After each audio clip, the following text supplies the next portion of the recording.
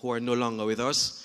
So you see over the years how the cases decrease, peak, like in 2011, which was a mad year for us. As a soldier, you almost lose your mind because everything going wrong. So let me backtrack a little bit. So I remember during COVID-19 that if the government tell you to wear a mask, right, and you didn't wear it, or don't come outside, if police and law enforcement did not get involved, most of us would have been outside partying, breaking the law. So what I'm trying to say is the collaboration between police, or law enforcement, sorry, and public health and government was critical to deal with the problem. If the community did not respond, so then we would be in problems with COVID at this time, all right? So I'm saying all that to say, why did I choose it? So I went to Taiwan to study, and one of the first classes we had in, what's the subject? Health crisis management, where you had the movie, I can't remember the name of it, with a monkey that was spreading an infectious disease. That's the first case we had. And who was the mainstay? Law enforcement and public health professionals. So now, how can we make that into dealing with crime and violence? Lo and behold, the Prime Minister spoke about it. So I went to research and boom, I find a solution. And when you look at every other country in the world that have done this, they are peaceful because of the process of you looking at crime and violence and dealing with it from a public health. And when I say public health, I don't really like to be behind this here, but I could take it out. Yeah, sorry. Okay, so when I say public health, I mean like everybody is involved. There's nobody that is not involved. So police, lawyer, doctor, everybody. And a matter of fact, the hospital has a great and a tremendous role in fighting crime and violence through a public health point of view. I would speak to them about that when it's their turn. But for example, if, God forbid, I get shot and the Sister Tracy, you're very popular, right? I know you anywhere. Every Sunday I see you walking back and forth. So you ain't gonna know me, but I know you. So Sister Tracy is a nurse, right? And I go up there, and because she's a Christian, how serious it is, she could tell me, young man, and then she got a lot of chats, right? Shaquille, she still didn't know Shaquille taught him in school, right? So anyway, so she would come and she would talk to me. That's her part, and that's what you call violence interrupting. So you use a teachable moment to teach me something about going into the right path. All right, so that's how important the nurses are. When it comes to the doctors, when they're after seducing the patient and they're coming to themselves, the doctor could use that moment to teach. In Scotland, what they do is also take a lot of the slides from the surgery, take them to the schools, unfortunately, and show the children, and it's a bit traumatic. But the reality is that's how you're going to look if you don't divert away from that side of life, that deviancy. All right, so everybody playing their part. And like I say, I get a lot of praise from my mother, so thank God. So some people did not get the opportunity, so our thing is as much church as possible. Don't let nobody fool. Anyway, so, yeah. Okay, so we recognize that we could not deal, the law enforcement, police could not deal with the problem themselves, right? So they needed assistance. Again, in my case, there are times I go home, I can't sleep, I'm exhausted. And then 2 minutes later, the phone ring, or there was another shooting in McNight. There was another shooting in your town. You got to get up again. You have family, the stress on your family, stress on you. It was not easy. It was not easy. For those of you who sit in here and go home and say, oh, well, it's not me. I was part of the sad situation that we face. And it was not easy. Did I cry sometimes? Yes, tears came from my eyes. Because you're just seeing dead bodies just there every day. And no changes there. No matter what the government do with state of emergency, still nothing. There had to be another solution. So here we go. This is the solution. So we shift the paradigm and we go into the public health approach. And that's what I'm telling you about now. So can you catch violence? Yes, you could catch violence just like you catch COVID. Ms. Kanda, you could catch COVID just like violence just like how you catch COVID. And I'll show you how significant it is. So before I go into that, why do we look at crime and violence as a public health issue? Dr. MacArthur was here a few months ago, and he also tried to enlighten you on it. So let me go a bit further. So for you to be a nurse, there's some criteria you need to have to be a nurse, police, whatever. So same thing. So number one, prevalence. And again, if the words sound big, I'll break it down. Don't worry about it. Prevalence simply means how often something happens, how often people get murdered, the numbers that make up the cases. So if 20 persons in 1 year, the prevalence is 20. So the first characteristic is the prevalence of the number of murders in a year or in a period. How important is that? Then the police, the law enforcement, the government know that if all the problem happen in Limekiln, we need to come to Limekiln and focus our resources in Limekiln because that's where the problem is. So it's not all bad. Again, the word prevalence simply means how the number of murders within a period. All right, so that's one that characterizes crime and violence as a public health issue. Number two, I leave it on the screen so that you could see what we have lost. So it was done with an intention for you to see annually and monthly throughout the years how much persons we lost. Back to the meat of the matter. So number two characteristic, increase in incidence and prevalence. So remember I said prevalence is the number. The incidence now is how frequent it happened and the new murders. So let's say we had 10 murders between January and July. July 1st, July 10th, July whatever, August, those are the incidents, and they go fast, meaning it starts happening in a fast period of time. Just like COVID, you remember the Prime Minister, they came out, we had very little cases, and then we start having a lot of cases in quick succession. The same path that COVID took is the same path crime and violence took. It's well studied, it's well understood. All right, so that's number two. Number three, the expense. So I was on ZZ on Thursday, and one of the DJ was also an employee of Ministry of Health, and I could recall that the Prime Minister would have said maybe about 50,000 thereabout for one shooting person who's not dead. They call them non-fatal victims.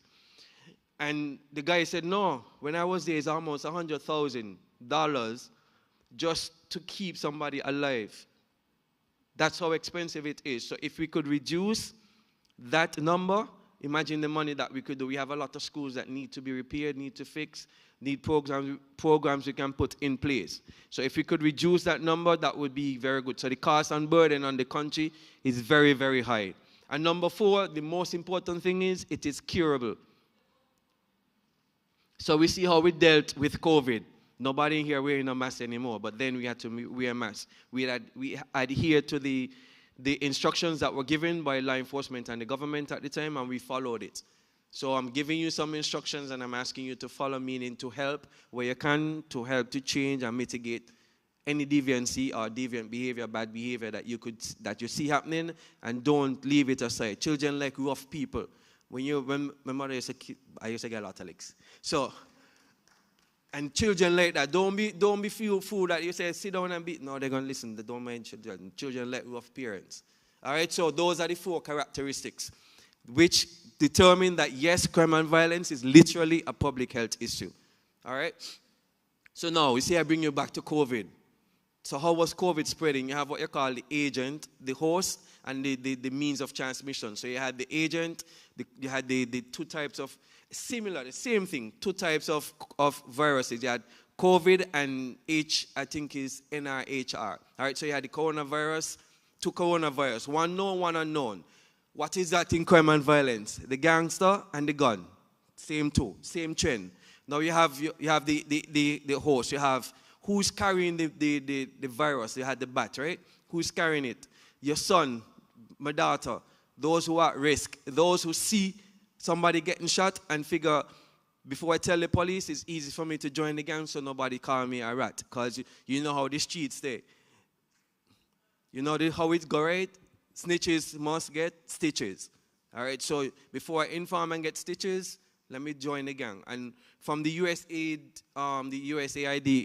research, it showed that children join gangs because they need to feel protected. They don't get enough love from home and no time with the parents. They need money. And obviously, respectfully, they need girls and boys, meaning man and woman, girlfriend, boyfriend. And those are four of the major reasons why they join the gang. So what we try to do now is find a root cause why you join that gang. All right, so we look at COVID, and again, the same similarity to crime and violence. If you're lost, put up your hand. I will try to make it less complex because I really want you to understand the idea that we're trying to push throughout the Federation. All right, so, and the host was a bat, like I said, and the secondary host were humans. If you sneeze, you cough, you pass it on to somebody. So we were the secondary host, and the secondary hosts in this case are like the communities. Respectfully, that's where we had most of the murders, in McKnight, Newtown, Village, and by extension, Sandy Point, Keon. So yes, there you go. The question is, can you catch violence? Yes, you can. All right. So let me give you an example. If pastor up here preaching and he say, everybody raise your hand and give God 3 high notes of praise, you see, he just catch you. Just like that, you catch the praise, right? That's how you catch violence. Because what you see, it's called visual mind. What you see, the microbiological function in your brain cause you to mimic what you see. If you're home and you see your father respectfully beating up on your mother or your mother beating up on your father, you see that over a period of time it becomes habitual. That's what you see. So you perceive what you see and so you react. So if you're in an area where crime and violence is high, eventually you're going to become a victim and or a part of the problem. And that's how you catch murder. You catch crime and violence. That's how you become infected with the disease of crime and violence. Any questions so far? Don't be afraid to ask. All right. So we keep going.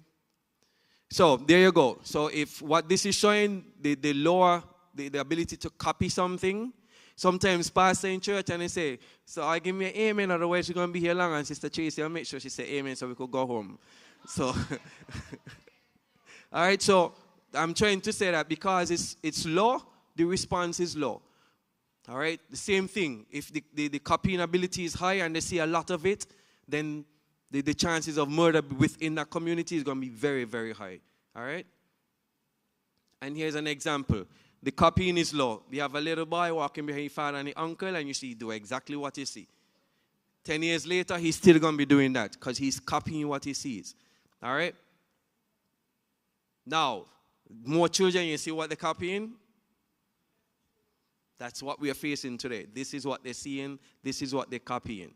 And we have to try and mitigate or stop them from seeing that. All right? So we're moving along. Now, this is where, for me, is the most interesting part. Okay, so you see the E, it means an event. E means event. What an event? Simple, something that takes place, an occurrence within a community, whether good or bad. So in this case, the event would be somebody being shot or a homicide. All right, so the person carry out the event, and then what happened? Somebody else follow them. So that's 2 persons who are infected with the disease of crime and violence. So if we have 2, the possibility we could have 4 murders, right? Because we multiply by 2. And what happened afterwards? Another 2 persons. So that's 4 persons, 4 murderers we have in the community. Plus those who they kill already. All right, so that's about 10 boys we lose in a very short space of time. Follow me, right? And then what happened? It multiplies. 1 carry 2. Another 1 carry 2. Count the numbers. That's basically a community almost, right? Now, here we get worse. Look what 1 person do. That's almost the whole of the same kids. And the next one. And the next one. And the next one. And that is the problem we're facing. All it started with 1 person and then just keep billing and billing and billing and billing until we don't have a community left, but we have a gangsters. So you can't tell them nothing. You see them with their face up in the air, as we say, the bounty, and you can't say nothing to them because you're afraid. But there's a root cause. There's a reason why they're like that. So we're going to find out now what the community said, what was the reason why they joined the gangs, right? So we're moving along. And then also crime and violence is the only health problem that is not treated as such. Let me explain. Bruce, you get a heart attack, right? You go to the, come on, Bruce, come on. You get a heart attack, Bruce, right? You go to the hospital, and remember Tracy is the nurse, right? So she give you medicine, good to go? And she said, Bruce, the madam next to you, with you, she tell you, don't stress him out, make sure you eat 8 o'clock, make sure you eat 10 o'clock, you take your medication. Good to go? Now let's switch it around. I get shot, I go to the hospital. Rather than Sister Tracy tell me about God, I don't know why you're always getting shot. I can't keep out of trouble. There's no instructions. So I leave traumatic, I leave angry, I'm ready to retaliate, and all I get is, oh, you ain't good for nothing. Come on, Tracy, I'm going to kill about 5. And that's the reality. All right? That's the reality. So that's how this thing is spreading. We go to the hospital for something, everybody, you get a call, they give you instruction, you get shot, nobody cares, they just want to get rid of you. The possibility of them getting shot is high, so they get rid of you before they get shot. Unfortunately, that's the reality. All right, so it is the only epidemic or health problem that is not treated as such or as it is like the other problems. So, part 2 now. So we went into the community to find out where we getting all of this problem from, where it stemmed from, who could help us, tell us what you know, and we try and fix the problem. So we went into the community, and because we're learning about crime and violence from a public health point of view, there's some words that we had to use so that you understand why we use in this direction and why we're going in this direction. I don't necessarily have to go over the words, but you see epidemic, you see trauma, you see victims, you see contagion, those words. So we kind of change your mindset how you see crime and violence. So we went into the communities, we went into most, if not all, right, Miss Gary? It was, when we finished, we tell the Prime Minister, hey, boss, watch. Get some days off, you're tired, because we work and work. Some of you were interviewed, some of you may not been interviewed, but St. Kitts Nevis is 54,000, and yes, we went to Nevis. Nevis was not left out. So we asked questions. What this is showing, the pie is showing that male and females were participating, so basically equal numbers, all right, which was good. Now, here's the root cause. I'll give you like 5 seconds to just take a look. The church represents the family, and see where the family is, number one. The problem is the family, the major problem. And I'll try and explain you. So, what they mean is every problem that happens in the family, and there's no perfect family. There's no script, no book, where you could say you should cheat a child like this, cheat a mother like this, son like this, cheat a daughter like this. There's no book. You use your intuition, maybe because you're Christian, you use a word, you pray over them, but sometimes you wonder if you pray over them if God are here, because sometimes you look like they get worse. The teachers, bang them, they're still the same, so you wonder what. But what I was saying to the police today in Taiwan, what they do is, because life, the reality of life is it's getting more expensive, the cost of living is very expensive, it's very high. And so parents now have to do 2 and 3 jobs to try and be able to cope with survival, right? So children are the ones who are left vulnerable and to any problems. So what they do in Taiwan and in Asia, they try to mimic the time. So again, so what else I know in church? Okay, but Chase, he look like he's you again, sorry. So if Sister Tracy leave home 7 o'clock and she have Shaquille, I can't remember your other son's name, but okay, I know they have the shop up there, right? Okay, see, I got you. So, if you have those boys, and she leave 3 boys, remember it's 474 boys, so she leave 3 boys from 7 until 7 in the night. School finish at about 3 o'clock.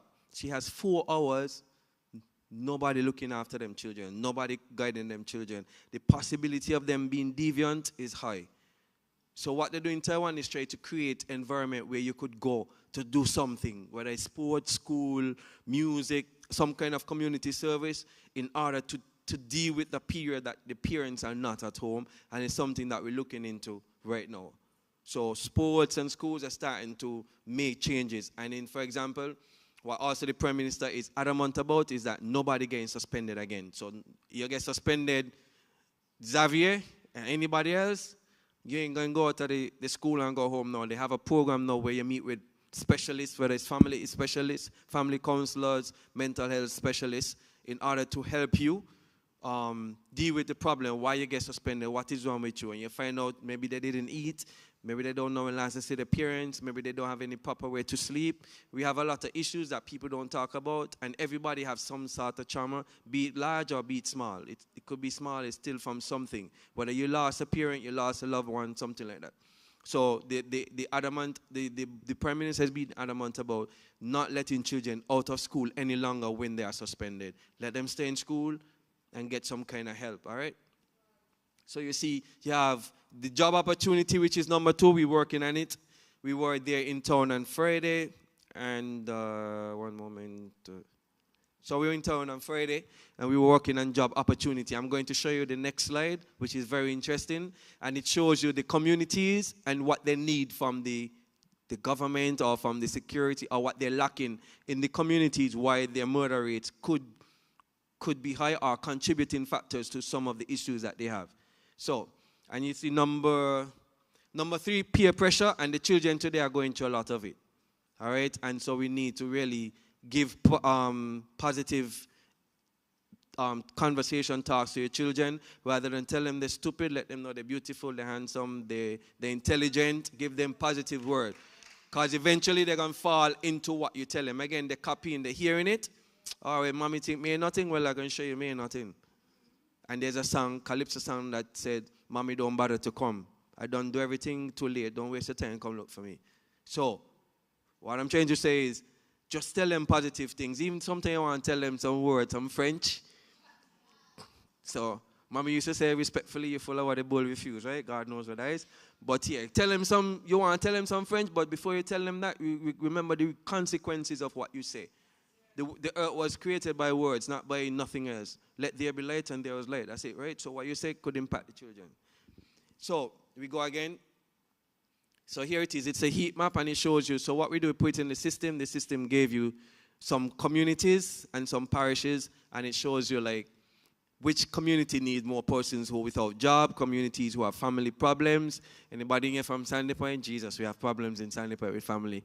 That's where I'm from originally. So if you're from Sandy Point, we got some work to do. Family is a problem in Sandy Point. Half a tree St. Peter's. Anybody from up constituency 8?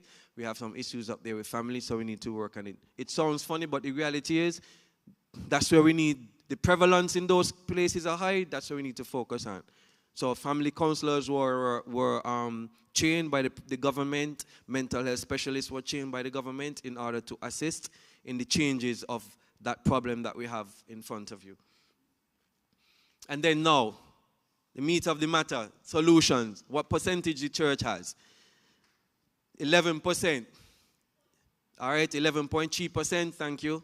11 point, you see that little boy into his business. I can't make no mistake. All right, so 11.3% of the pie of the whole of St. Kitts, the church has that responsibility to help fix crime and violence somehow. That's a very big percentage. That's about 11% of 50 is what? 22, right? So about 22,000 maybe, all right? No, man, that's too much. Maybe 12,000 people. 6,000, see? Okay, 6,000 persons were responsible for in the Federation. 11% need the church, said the church has a solution to the problem. But let's include the church, family, and community. That takes up more than half of the pie. So we have a lot of work to do within the community, which inculcates where the church is part of. All right, and family again.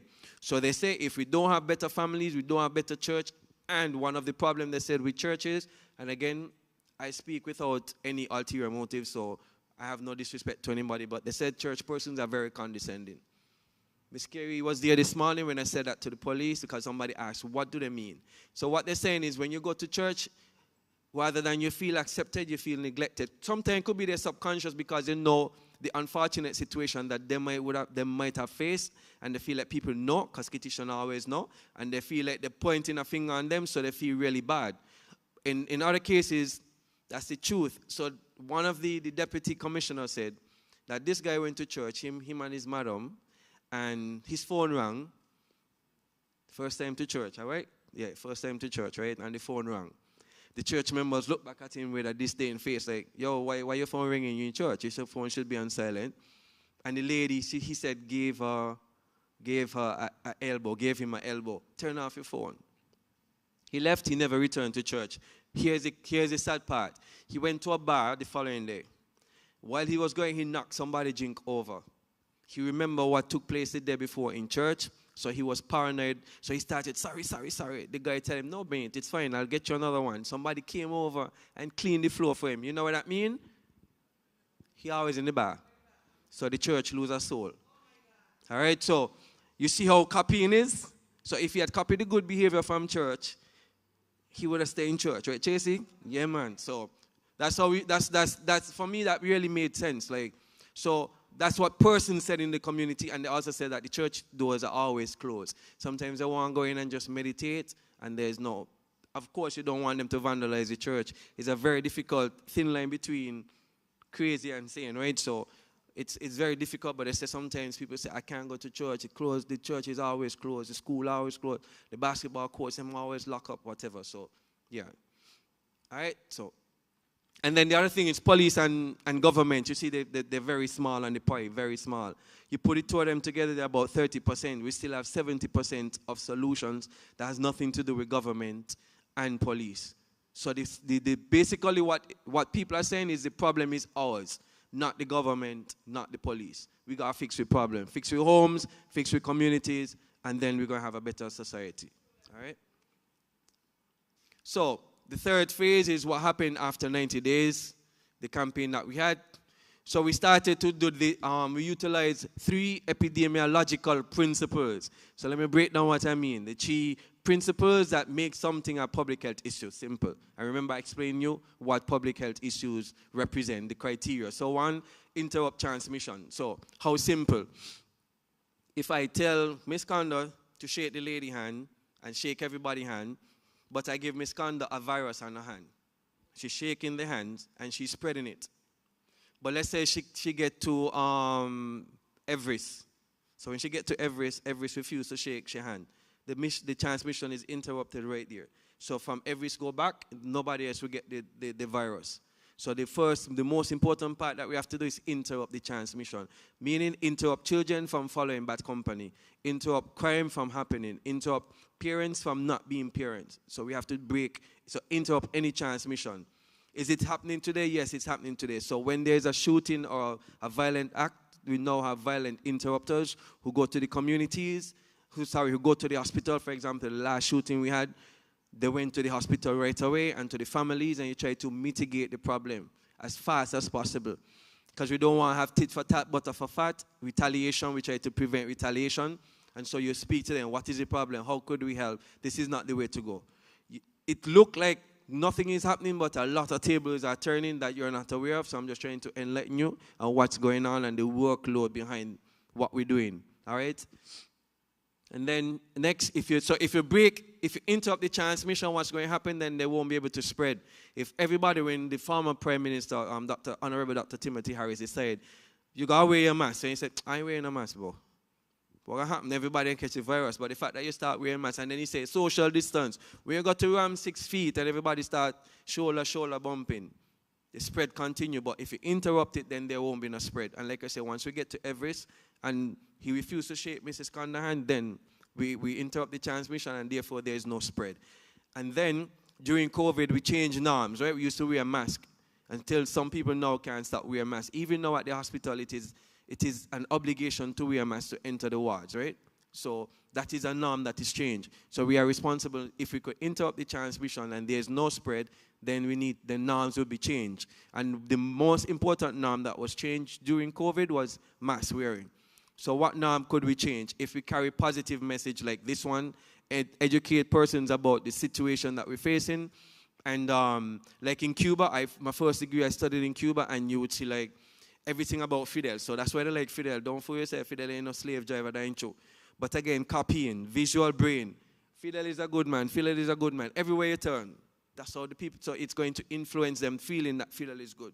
So if we promote positive messages, then we will get that kind of response from the at-risk. And when I say at-risk, persons, everybody in here could be at risk. Because if somebody, God forbid, would take your son or daughter life, you are at risk. You are what we call a co-victim. Meaning because your family are related to someone who lost their life, and so you are a victim even though you were not shot. So you call them co-victim. And the co-victims are the most dangerous people because you want to retaliate. All right, so that is one of the at-risk. At-risk, again, communities, like if every day I wake up I hear this person died, that person died, this person died, we are also at risk. The community is at risk because it is full of contagious individuals, persons who are willing to retaliate because you kill somebody from at night, they go back down the village, same thing like that. So those are at-risk communities, meaning that at any point in time, the community could explode into murder. All right? And like I say, you change norms. Norms start changing within 6 months to 6 years. You start getting changes or seeing aspects of changes from one thing to the next. All of us, we are sinners saved by grace, yeah? So you did not just stop looking boyfriend, you didn't stop drinking, you didn't stop smoking, you didn't stop whatever you were doing that was not correct, you didn't stop. Some of it you stopped abruptly because they needed to stop. Yeah, no. Some of them took a period of time. The same thing, it's called changing norms. So your norms change, and God gave you the time to change your norm. And so now we need to give them time to change their norm by giving them positive messages and positive outlets so that they could see things and not how it looked from inside the community that is at risk. Good to go? And so now, but we needed some people to do the job, right? So we couldn't depend on national security, because if you see, national security have their responsibility and their role.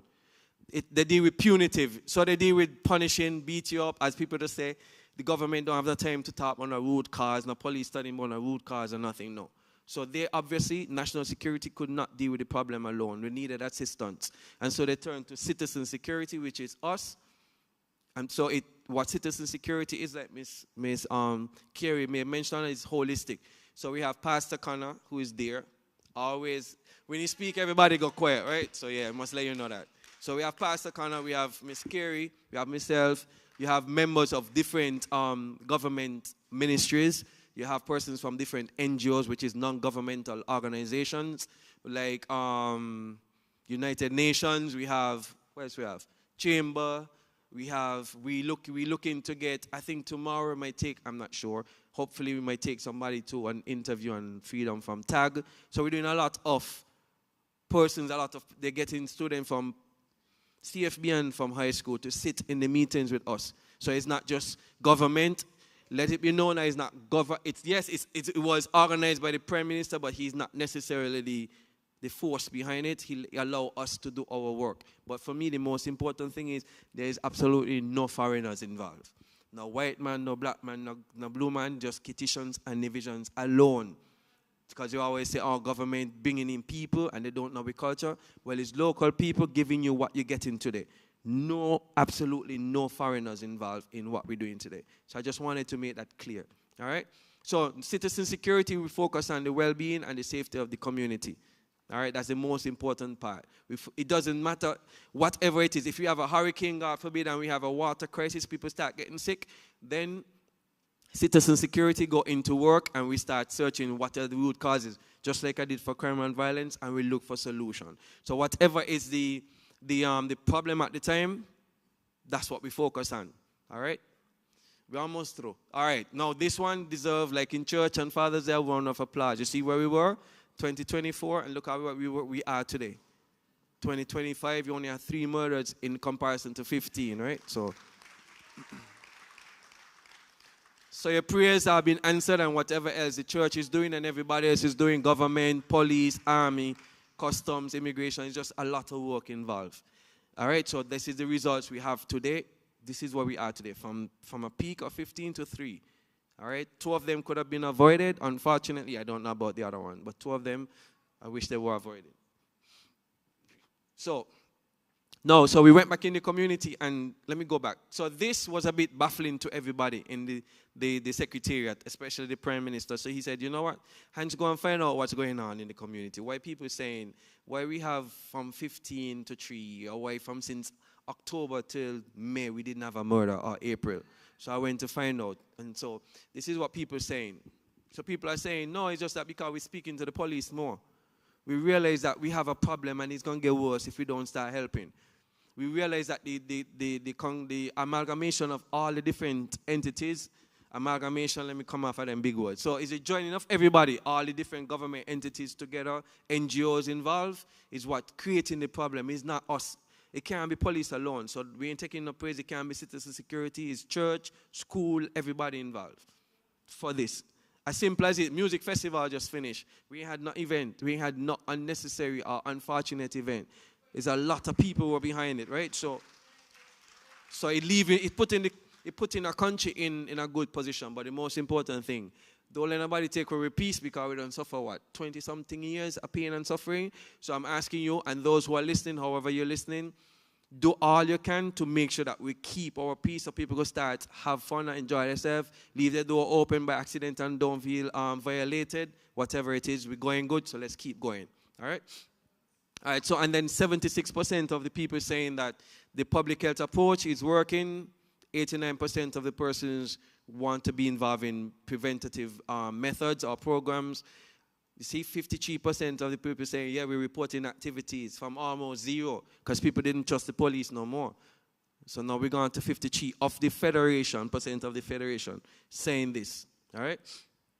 41%, again, believe in peace building and youth mentorship. It's pretty low.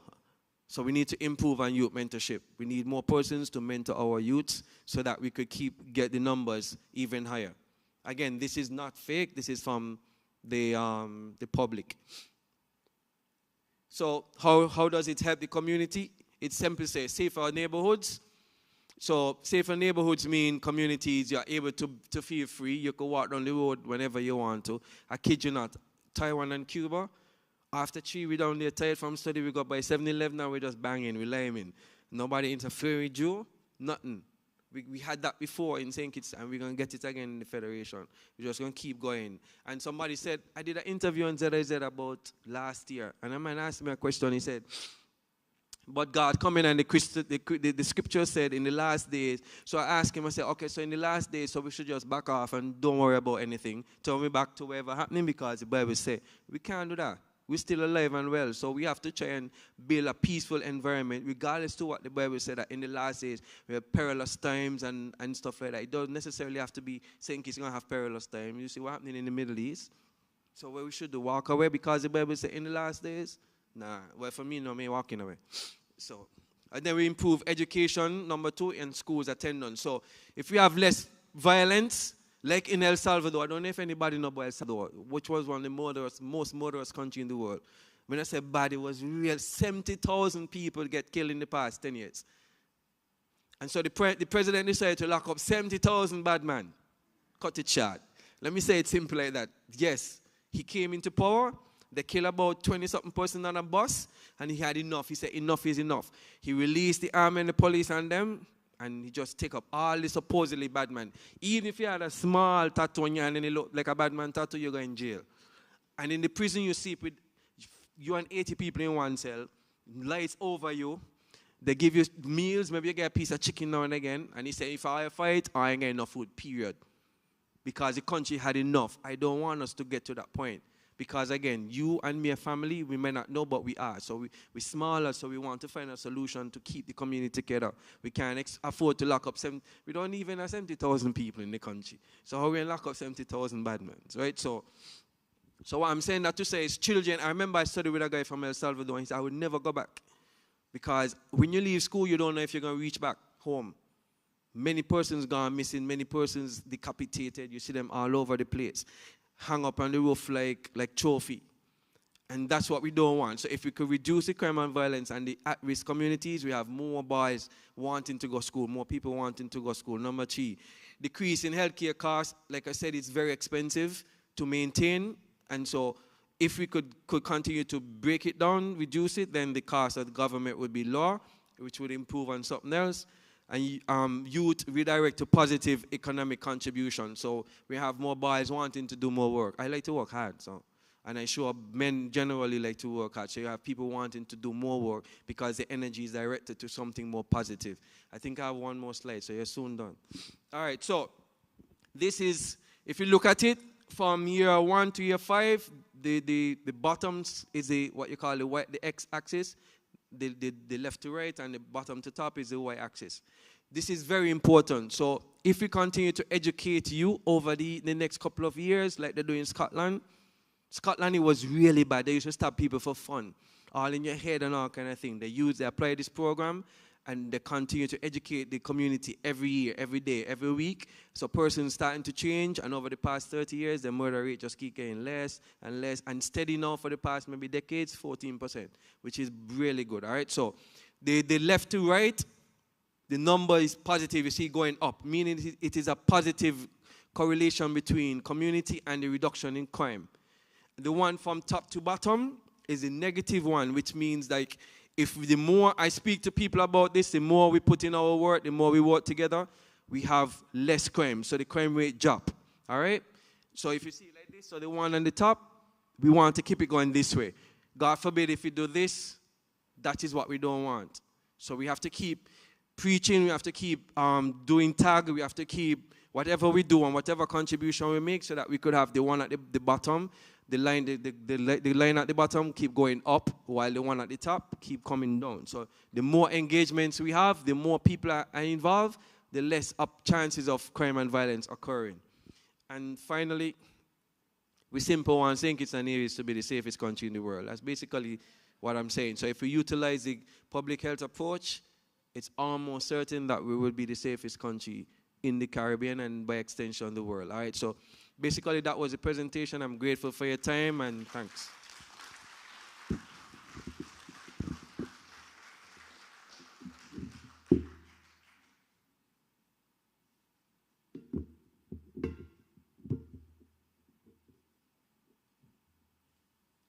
Thank you very much, Mr. Richards. Are there any questions?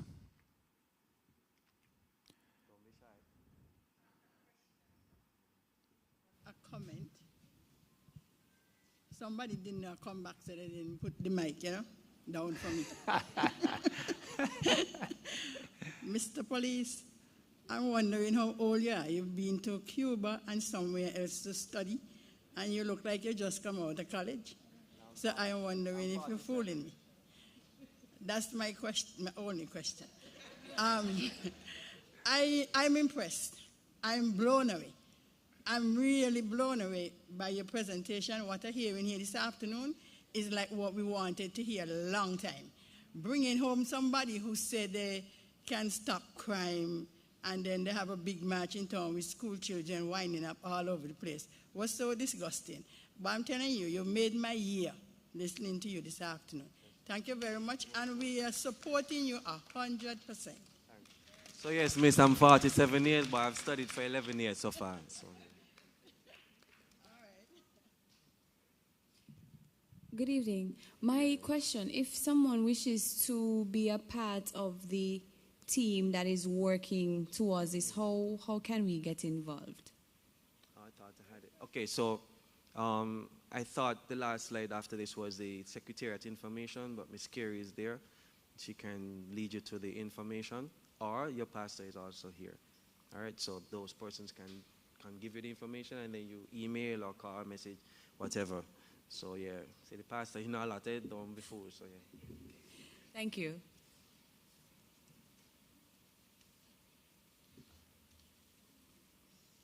You said there was counselors that were trained, yes. Mental health, family issues. Are you going to be doing the training again? Those, I think they went after training. That I'm not sure. I guess Thursday's meeting, so Ms. Carey taking notes. So I guess she could probably ask the Prime Minister about if persons are going to be trained again and when. And then she probably could give, the pastor might be there, hopefully, and then he could share the information with you. But at this time, I'm not certain. All right.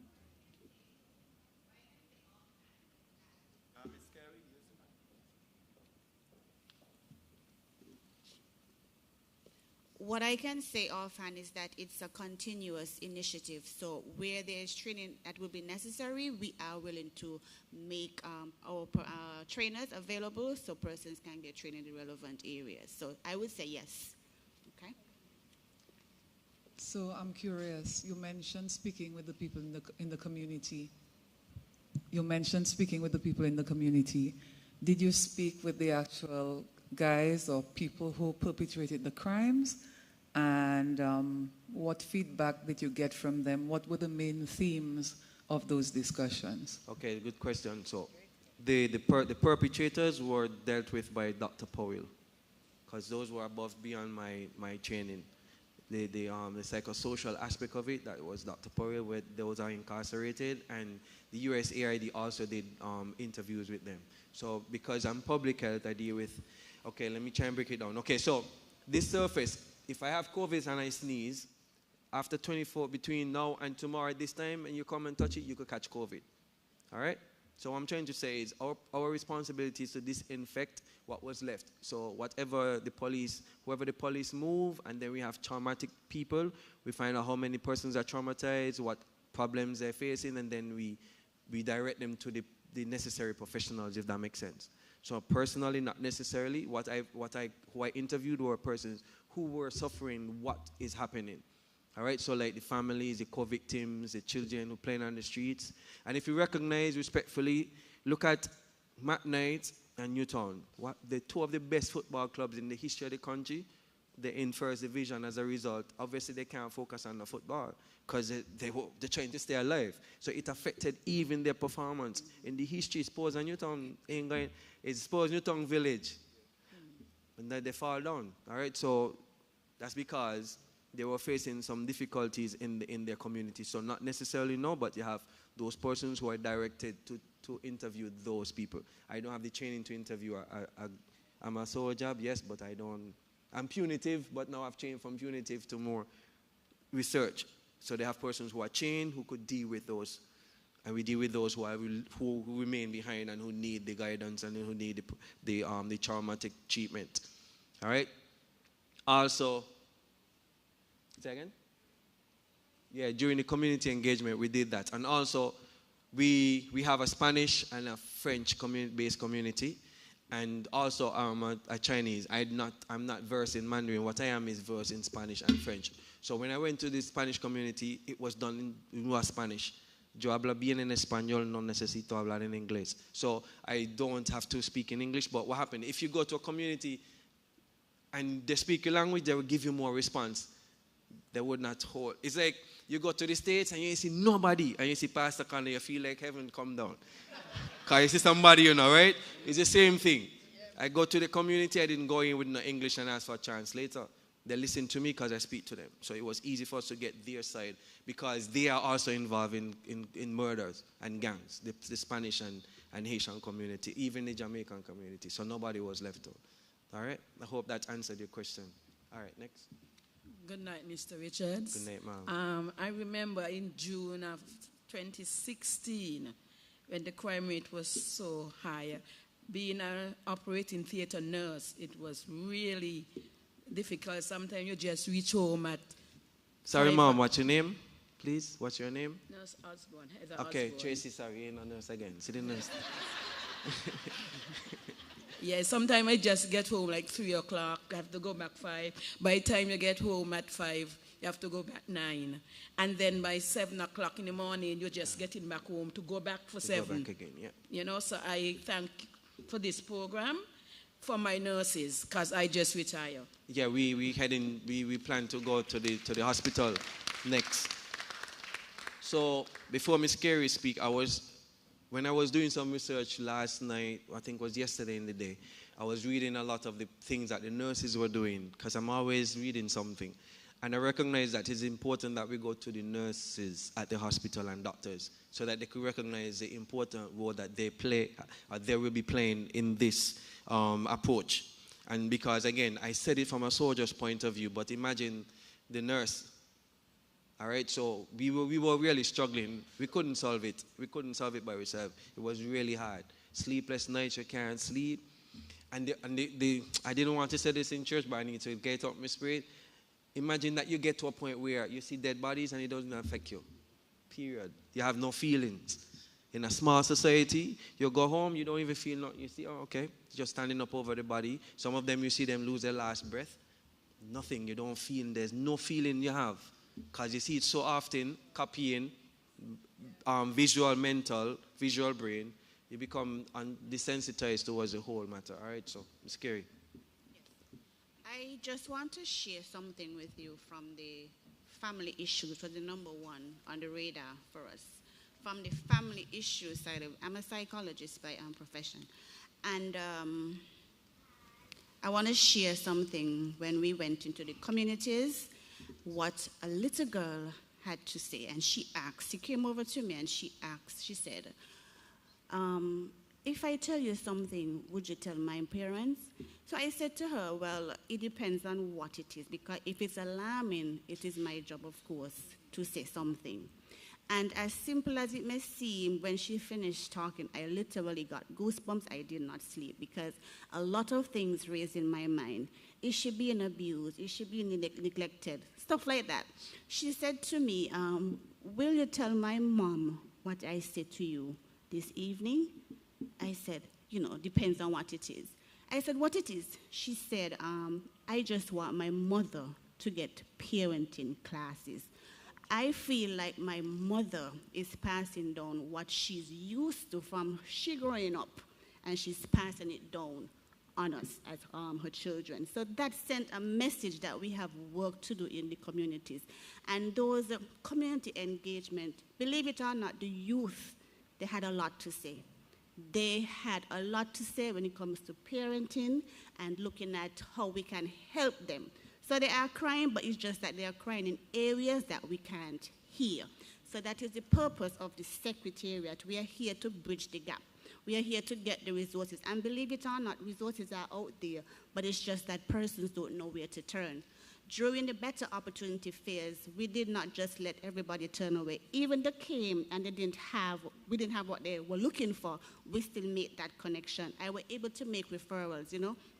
Persons came, they said what it was briefly. I called them after the opportunity fair, and I would have turned them over to the necessary areas where they could get the relevant help. So I just wanted to put that out there, that the children, they are also crying. And from the number one, family issues, that is really a real alarming effort for us.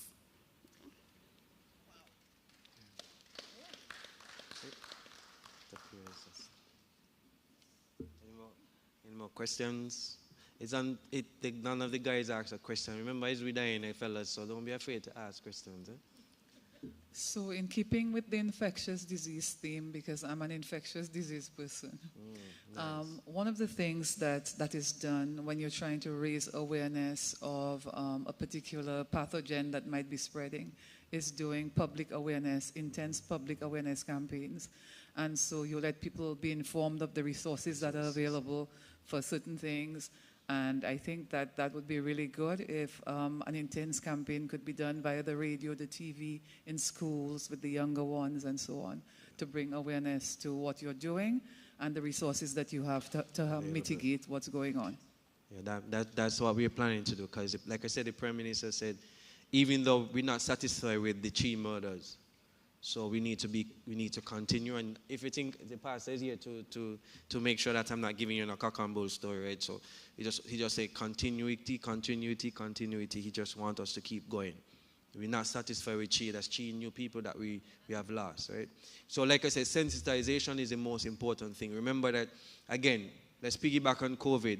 Every day, if not every day, almost every day, the former Prime Minister, Dr. Timothy Harris, and the deputy or chief of police, military, the head of what the CEO, they were always sensitizing you about the numbers, what to keep doing, and we keep following. Regardless of how we feel, this is what was requested of us at the time, and we had to follow. Again, if the community don't follow, we would not have been sitting down in church. They would still have virtual TV. Pastor in here dancing by himself, and Tracy can't send an amen for nobody, right? So, yeah. Any more questions? Okay, for just let me close by saying, it's a privilege for allowing me in your environment to share our approach to crime and violence. We wish for you to continue doing what you're doing. Every little thing is important, and thanks to Pastor Connor for allowing me the time to do such. All right, thanks again, and good night.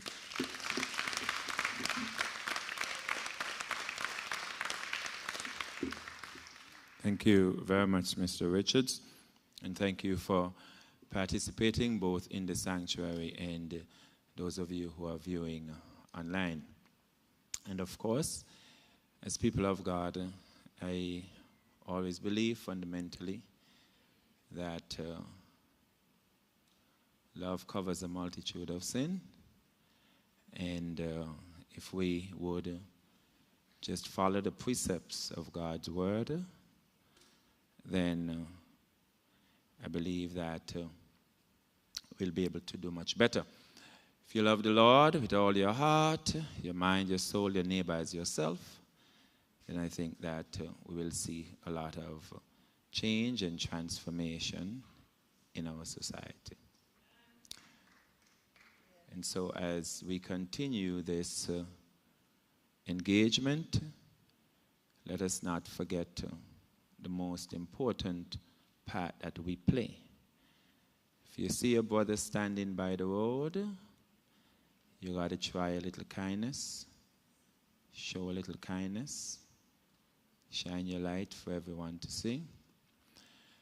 I didn't ask Mr. Richards, but one of the things that I think that we have to address is while we don't have